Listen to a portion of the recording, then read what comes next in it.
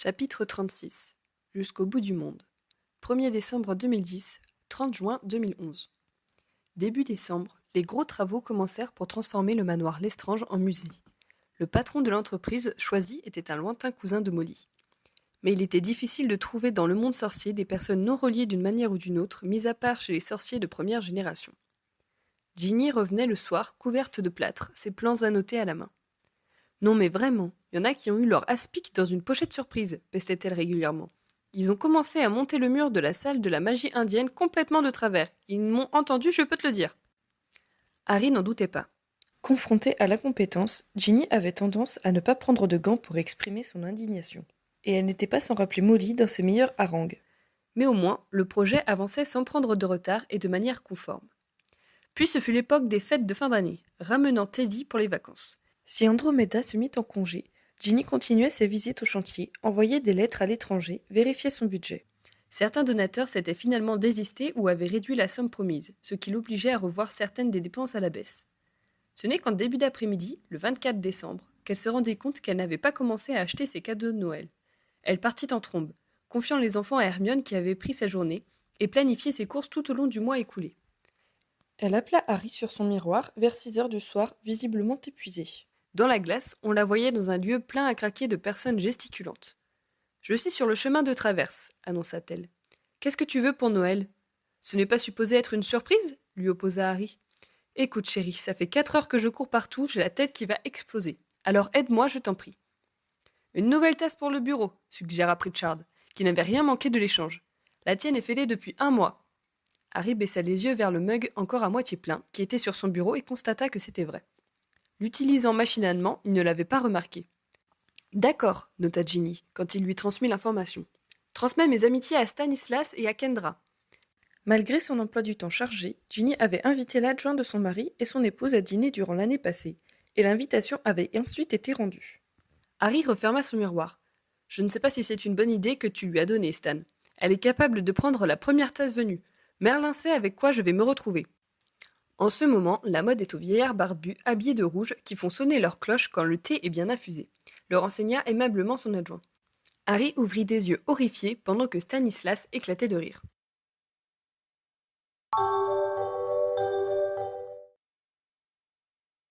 Finalement, la tasse de Harry se révéla suffisamment virile pour qu'il puisse l'utiliser sans honte devant ses équipes. Elle changeait simplement de couleur en fonction de la température ou du degré d'infusion du breuvage qu'on versait dedans. Il détermina qu'il appréciait son thé bleu outre-mer et son café orange vif. De son côté, il avait offert à son épouse un agenda magique semblable à celui qu'Hermione lui avait offert l'année de ses buses. Les rappels sonores intégrés l'aideraient à gérer ses nombreux rendez-vous et les diverses tâches qu'elle devait effectuer dans des délais serrés. Au mois de février, la famille fut invitée à venir visiter le bâtiment du musée, dont les travaux étaient terminés. « C'est grand !» apprécia Molly. « Freddy, ne mets pas tes mains sales partout !» admonesta Angelina. « Où sont les Indiens d'Amérique » demanda James. « Pas encore arrivés, mon chéri, lui rappela Ginny. Je commencerai à chercher les objets qu'on a choisis le mois prochain. Ça fera beaucoup plus petit une fois que ce sera plein, maman. » Si vous saviez combien c'était sombre et oppressant du temps où c'était dans la famille Lestrange, commenta Andromeda. Vous y étiez venu s'étonna Ron. Oui, pour les fiançailles et le mariage de ma sœur, expliqua-t-elle, d'une voix suffisamment sèche pour que personne ne se hasarde à poser d'autres questions. C'était le ministère qui avait fait désensorceler le manoir avec l'idée de le vendre, quelques années auparavant. Bill avait fait partie de l'équipe de décontamination, mais semblait cependant décontenancé par les lieux. « Vous avez abattu tous les murs intérieurs » demanda-t-il. Avant de confier le bâtiment à Ginny, le ministère a récupéré les boiseries, la rampe d'escalier et les manteaux en marbre des cheminées qui avaient été laissés sur place quand tu y as travaillé, précisa Percy. On n'a gardé que les planchers et les escaliers, continua Ginny. Qu'avez-vous fait du mobilier, s'enquit Hermione. Tout avait déjà été vendu juste après la guerre, quand on a eu besoin d'argent pour la reconstruction et aider les familles qui avaient tout perdu, répondit Arthur. Je n'aimerais pas avoir un de leurs meubles, frissonna Molly. Nous les avions proposés à l'étranger, la rassura son mari. Par contre, j'espère que tu ne projettes pas de m'offrir une fontaine de jardin en albâtre. Tout le lot a été repris par un marchand de préolard. Ils sourirent, songeant à l'incongruité d'avoir un tel ornement devant la maison biscornue qui abritait Arthur et Molly. Les 3 futures conservatrices firent faire le tour des lieux, montrant les croquis qu'ils connaissaient tous par cœur pour indiquer où ils étaient.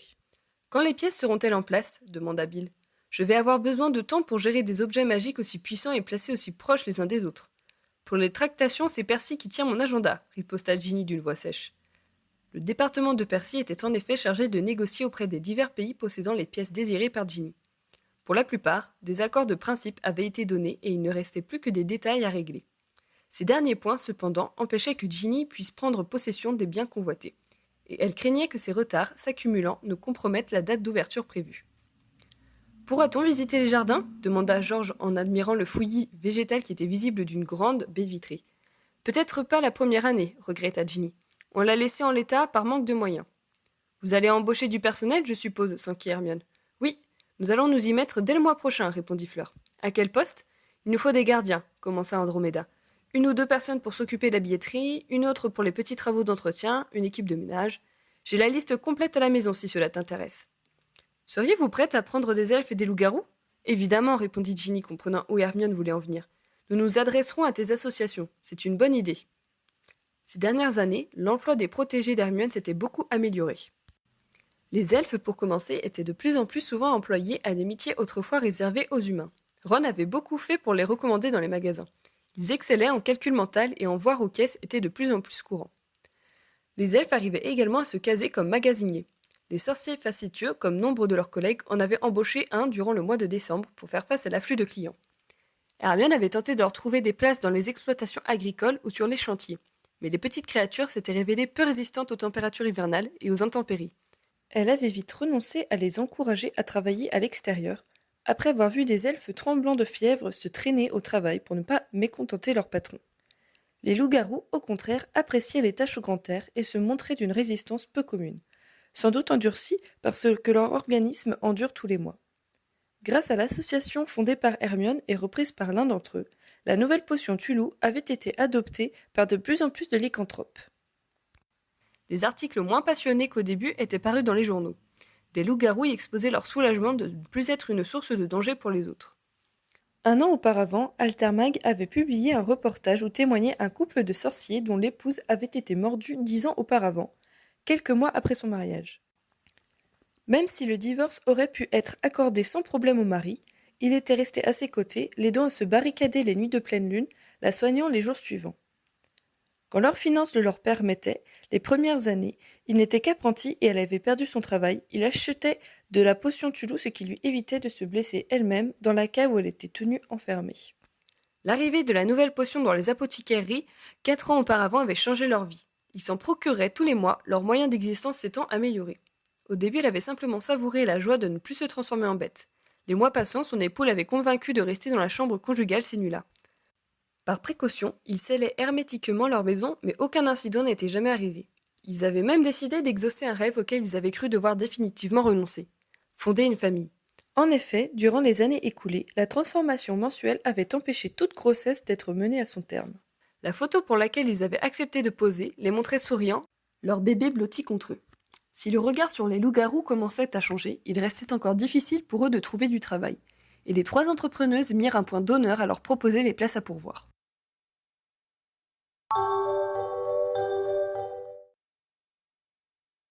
Au mois de mars, les voyages commencèrent, accompagnés d'un employé du département du commerce international. Adrian Ackerley, Ginny et Fleur allèrent de pays en pays. Andromeda avait été invitée à les accompagner, mais elle avait affirmé que les voyages en porte-loin long courrier n'étaient plus de son âge. En effet, il n'était pas rare que les jeunes enfants ou les personnes âgées soient sujets à de très forts vertiges suite à ces voyages magiques. Adrian est un homme charmant, affirma Ginny à Harry. Il a également beaucoup de culture et d'esprit. Il nous fait mourir de rire avec ses plaisanteries et il n'a pas son pareil pour détendre l'atmosphère quand il y a un malentendu. Pour un peu, je serais jaloux, remarqua Harry en souriant. Dois-je insister pour qu'Andromeda parte avec vous la prochaine fois et joue les douanes ? Je te dis qu'il est parfait, répliqua Ginny. Cela inclut qu'il est assez galant pour montrer à Fleur et à moi qu'il nous considère comme des femmes séduisantes, mais reste suffisamment réservé pour faire comprendre qu'il ne lui viendrait pas à l'idée de marivauder avec la sœur et la belle-sœur de son supérieur hiérarchique. L'homme idéal, railla Harry. Surtout très ambitieux, rectifia Ginny. C'est pour sa carrière qu'il est aussi attentif à se faire bien voir par tout le monde. Percy a intérêt à faire attention, s'il ne veut pas se faire piquer sa place. Percy sait parfaitement à quoi s'en tenir. Au début, j'ai pensé qu'il était en train de se préparer un successeur, mais maintenant je me demande s'il n'est pas en train d'en former un pour le compte de Kingsley. Harry réfléchit à l'hypothèse. Ce serait une bonne chose que notre futur ministre soit connu et apprécié par les gouvernements sorciers étrangers, analysa-t-il. Mais il faudra surtout qu'il emporte l'adhésion de ses concitoyens. Il a encore 3 ans pour y parvenir, rappela Ginny. Je suppose qu'on va lui demander de représenter le ministère pour l'inauguration du musée, ce qui fera apparaître son nom dans les journaux avant qu'une promotion ne refasse parler de lui. As-tu demandé confirmation à Percy ? Pas besoin. Et puis je trouve plus intéressant d'attendre pour voir si mes prédictions vont se révéler justes. Harry lui sourit. Il savait qu'elle ne regrettait pas d'avoir abandonné sa carrière sportive et d'être restée chez elle plusieurs années pour s'occuper de ses enfants. Si elle ne l'avait pas fait, elle l'aurait toujours regretté. Malgré ses occupations actuelles, elle veillait à passer du temps avec eux, à suivre leurs progrès et à participer à leurs jeux. Cependant, si elle avait continué à limiter ses intérêts à la vie familiale, elle aurait fini par s'étioler ou au mieux à renoncer à une partie d'elle-même. Le défi qu'elle s'était donné et la liberté que lui conférait le fait d'être son propre patron lui permettaient de concilier tout ce dont elle avait besoin pour trouver son équilibre.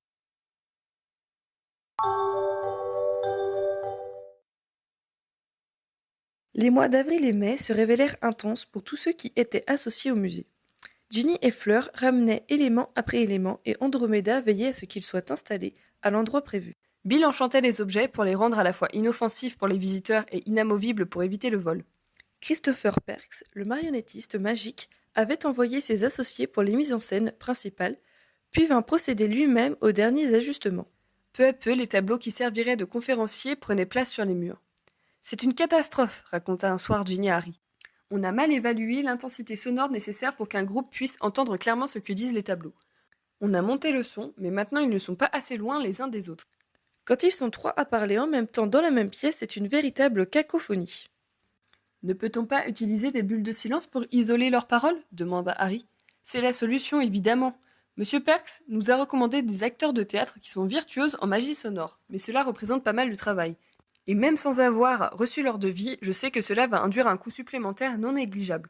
Il faut que je reprenne le budget pour voir où je peux faire des économies pour compenser. Harry se retint de lui proposer d'avancer lui-même l'argent.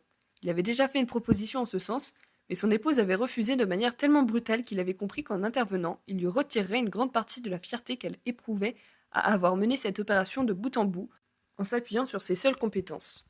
Finalement, ce fut Andromeda qui débloqua la situation.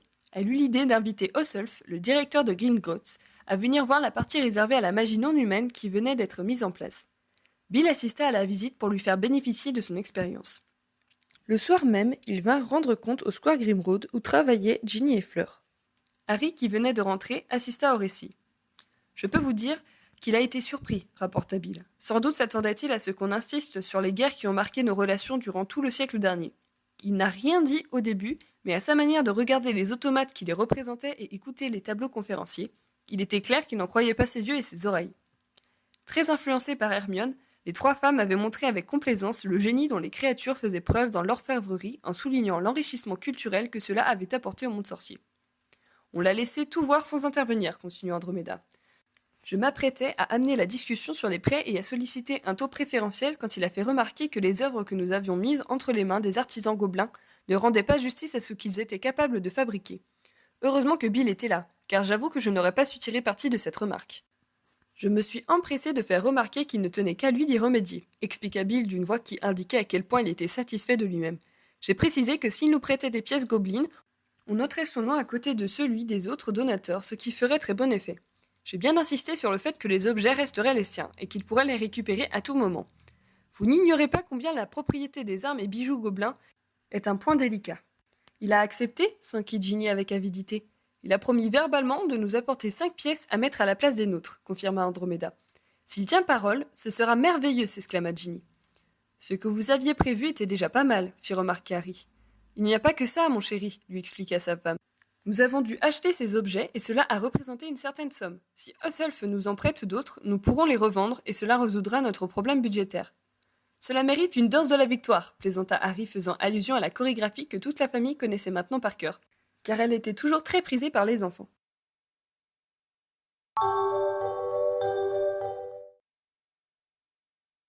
Le mois de juin passa en un éclair. Maintenant que tout était en place, il fallait régler 1000 détails, trouver des solutions à plusieurs difficultés imprévues, organiser la cérémonie qui marquerait l'ouverture du musée. Après avoir couru après les fonds puis les objets à présenter, les 3 entrepreneuses faisaient désormais la tour des rédactions pour bénéficier d'une couverture médiatique à la hauteur de l'événement. Alternative Magique se montra évidemment très intéressé. Le magazine promit d'en faire le dossier de la semaine pour le numéro qui sortirait la veille de l'ouverture, prévu le 30 juin. Fleur et Andromeda démarchèrent la Gazette du Sorcier, qui indiqua son intention de couvrir la journée d'inauguration. Sorcière Hebdo avait déjà tous ses magazines remplis jusqu'à la fin du mois, et ne pourrait leur consacrer de la place que la première semaine de juillet. Mais ils ont eu l'idée de proposer de distribuer des coupons de réduction valables durant 2 mois, raconta Ginny. Cela nous assurera des visites familiales tout l'été. C'est Luna qui proposa d'écrire les articles concernant le nouveau musée pour le journal de son père. Tout le monde convint que c'était une bonne chose. Luna avait sans doute une manière originale de raconter ce qu'elle voyait, mais sa connaissance des magies étrangères ne faisait pas de doute. Elle avait en outre suivi toute l'opération de près, servant même de conseillère pour les magies sud-américaines et africaines qu'elle avait découvertes lors de ses nombreux voyages. Ginny contacta tous les anciens joueurs qu'elle connaissait et qui avaient intégré les rédactions des journaux sportifs. Les publications spécialisées et la RITM ne furent pas oubliées. Des hiboux leur firent parvenir des cartons d'invitation. « On commence à m'en parler pas mal », fit savoir Harry à Ginny. « Tout le monde est très curieux. Je pense que tu peux tabler sur beaucoup de monde cet été. » « On commence à être victime de notre succès, craignit-elle. Je ne pensais pas que tout le monde accepterait nos invitations, mais nous avons tous les jours des chouettes qui nous annoncent des personnes supplémentaires. » Quand Adrien Ackerley lui fit savoir par courrier qu'une 30aine de dignitaires étrangers étaient attendus, Ginny paniqua complètement. D'après Andromeda, qui raconta l'épisode à Harry, elle avait éclaté en sanglots, persuadée qu'elle allait couvrir la Grande-Bretagne de ridicule avec une cérémonie d'ouverture ratée. Alarmée, la grand-mère de Teddy et Fleur avait appelé Percy en hâte. Le chef de département était venu immédiatement et avait rassuré Ginny. « Comme nous t'envoyons nos invités, nous allons t'aider à t'organiser. Je vais voir si une des personnes qui a mis sur pied la commémoration de Poudlard ne peut pas te donner quelques conseils. » Mandy Brocklehurst-Belby vint voir Ginny et examina avec elle la liste des personnes attendues. Elle suggéra pour gérer l'affluence de monter sur un chapiteau dans le parc où se tiendraient les discours et d'y faire servir une collation. Cela permettrait d'organiser des visites par petits groupes et ainsi d'éviter d'avoir trop de monde à la fois dans le musée. C'était une bonne idée, mais aussi une entorse de plus faite au budget initial. Heureusement, Ron trouva le moyen de contourner le problème. « Vous m'avez dit que la guilde de la table n'était presque pas intervenue. C'est le moment de leur apprendre que vous êtes en train d'organiser le rassemblement le plus important depuis la commémoration de la bataille de Poudlard. Que toutes les autres guildes seront représentées et remerciées par leur générosité, et ce, devant tous les journalistes du pays. Faites-leur remarquer que c'est leur dernière chance de ne pas être les seuls à rater ça. » Forte de ces nouveaux arguments, Ginny et Andromeda allèrent voir Madame Rosemerta et parvinrent à un accord. La tenancière offrirait le buffet de l'inauguration sur la cassette de sa guilde, et en échange, le musée ne demanderait aucun loyer durant 6 mois à la buvette qui s'installerait par la suite dans ses murs, facilitant ainsi l'installation d'un cabaretier. Durant la dernière quinzaine, Harry ne vit presque pas son épouse. Ginny cavalait d'un endroit à l'autre, veillant à ce que tout fût parfait. La veille du grand jour, Andromeda et Fleur vinrent dîner au Square Grimroad, ou plus exactement manger distraitement en validant leur liste des tâches à effectuer. « Allez dormir, maintenant, » leur conseilla Harry. « Vous avez toute une tête épouvantable. S'il manque quoi que ce soit demain, vous ne manquerez ni de personnel, ni de membres de la famille de bonne volonté pour y pourvoir.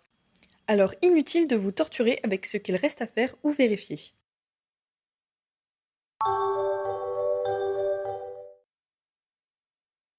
Ginny avait craint d'avoir du mal à s'endormir, mais son épuisement était tel qu'elle avait sombré rapidement.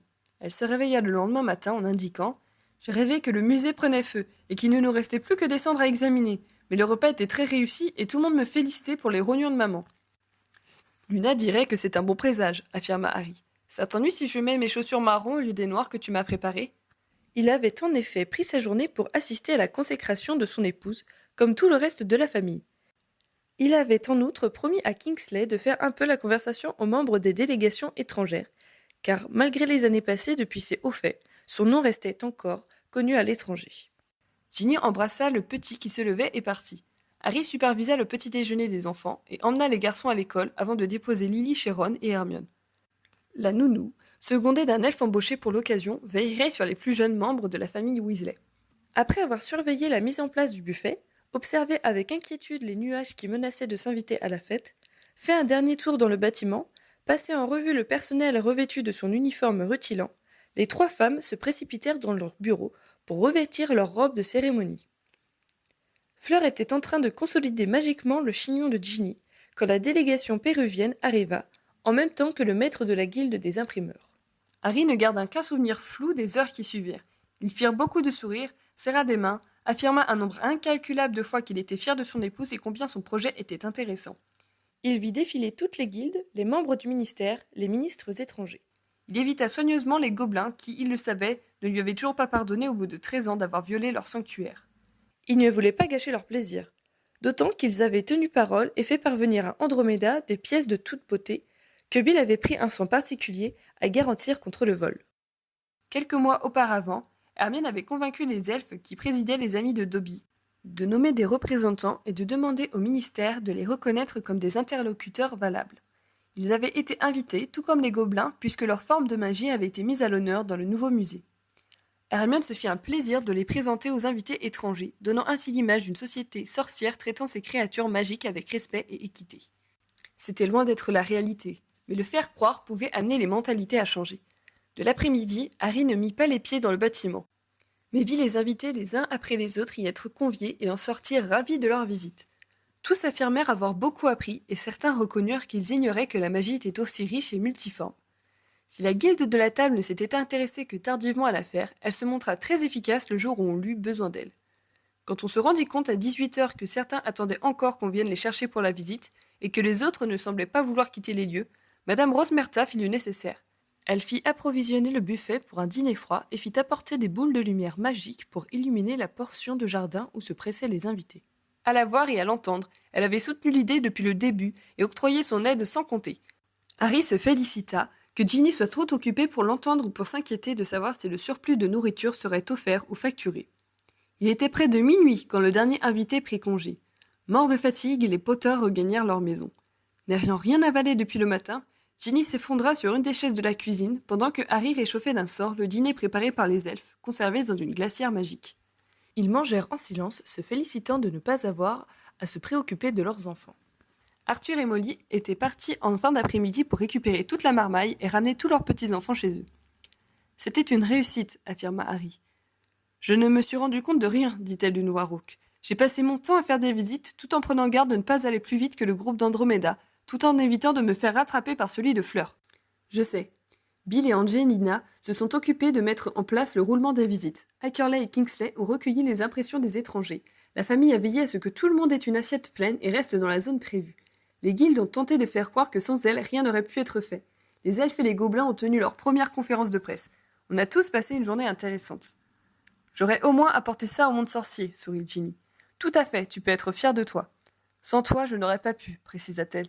Je savais que tu es là pour t'occuper des enfants pendant mes absences et j'ai pu pleinement me consacrer à mon travail. On fait une bonne équipe, tous les deux, affirma Harry. Si c'était à refaire, je te réépouserais. C'est vrai? Tu ne l'oublierais pas la bague cette fois, j'espère, plaisanta-t-elle. Ah, Bill m'avait bien dit que j'en entendrais parler pendant 10 ans, se désola Harry.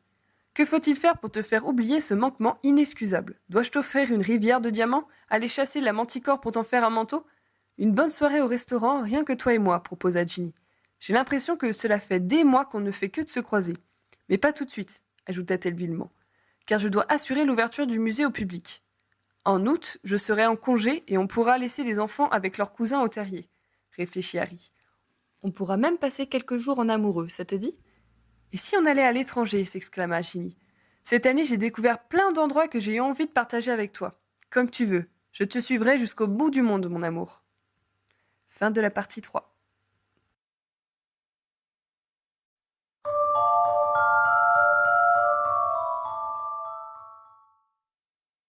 L'histoire et le canon. Certains éléments peuvent sembler différer des sources dont je m'inspire. En voici l'explication. La première année de Harry et Hermione après la guerre. L'information selon laquelle Harry est entré chez les Aurores juste après la guerre a été donnée dans le podcast TLC avec J.K. Rowling du 23 décembre 2007.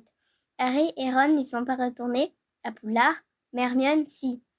Quand cette interview apparut, j'avais déjà écrit que Harry retournait à Poudlard après la guerre et que Hermione entrait immédiatement au ministère de la magie après avoir passé ses examens sans refaire d'année. J'ai préféré garder ma version. Le travail de Ron. Rowling s'est un peu contredite à son sujet.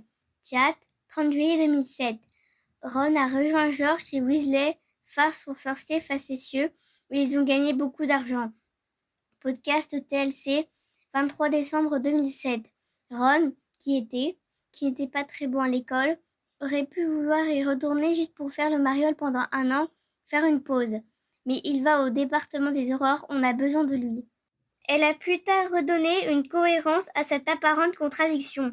Après la bataille, Weasley, dont la célèbre chevelure rousse semble se clairsemer un peu, est immédiatement entré au ministère de la magie tout comme Potter. Mais il a quitté son poste au bout de 2 petites années pour aller co-gérer le magasin des Weasley appelé Farce pour sorciers facétieux qui vend des farces à trappe et qui connaît un franc succès. Pottermore Rita Skeeter à la Coupe du Monde de Quidditch 2014. J'ai gardé ma version écrite suite au chat du 30 juillet déjà posté au moment du podcast. Le nouveau directeur de Poudlard. Dans une interview diffusée le 30 juillet 2007, J.K. Rowling a indiqué qui va diriger Poudlard. Ce sera quelqu'un de nouveau. McGonagall se fait vieille, donc quelqu'un de complètement nouveau. Elle s'est contredite ensuite en citant le professeur McGonagall, directeur de Poudlard, dans les contes de Biddle le Barde. Pour ma part, je suis restée sur sa première intention. La date de naissance de James. Au moment où je mettais en place le mariage de Harry et Ginny et la naissance de leurs enfants, il y avait une incertitude sur l'année de naissance de James. On savait qu'il était déjà élève de Poudlard dans l'épilogue 19 ans plus tard, mais il n'était pas précisé s'il y entrait en seconde ou en 3e année. J'ai choisi de le faire naître le plus tard possible pour que la carrière de ses parents se mette en place. Je suis donc partie sur l'hypothèse qu'il aurait 12 ans dans l'épilogue et je l'ai fait naître en juillet 2005. Le chapitre relatant sa naissance a été publié en 2009. Le 1er septembre 2015, J.K. Rowling a tweeté pour souhaiter une bonne rentrée à James. Il rentre donc en 3e année dans l'épilogue et aurait dû naître avant septembre 2004, ce qui met à mal mon hypothèse. La profession de Anna Abbott. Le 19 octobre 2007, au Carnegie Hall, J.K. Rowling affirme « Pour être extra cool, Neville Londubat a épousé la femme qui a fini par devenir la propriétaire du chaudron baveur, ce qui, je pense, l'a rendu très cool aux yeux des élèves et qu'ils vivent au-dessus du pub. Il a épousé Anna Abbott. » En 2014, Rita Skeeter à la Coupe du Monde de Quidditch écrit « Anna, Londubat et sa femme vivaient jusqu'à récemment au-dessus du chaudron baveur à Londres, mais on raconte que Anna, en plus d'avoir suivi une formation de guérisseuse, a postulé pour le poste d'infirmière à Poudlard. Là encore, je suis restée sur la première information. »